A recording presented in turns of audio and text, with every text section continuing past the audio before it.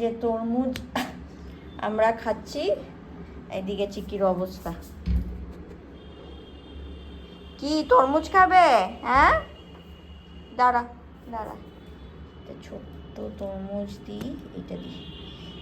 এই যে তরমুজ খাবে চিকি। বসে বসে খাও, বসে বসে খাও, বসো।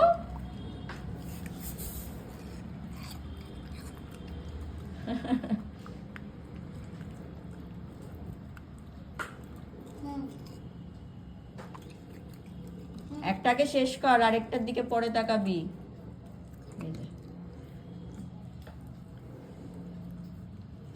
এই যে তরমুজটাকে টুকরো করে করে খাচ্ছে, একেবারে এখনো খেতে শেখেনি। ওর কিন্তু বড় বড় দাঁত আছে, তাও খাবে না, খালি গিলে গিলে খাবে, চেবাবে না, দাঁতগুলোর ব্যবহার করবে না।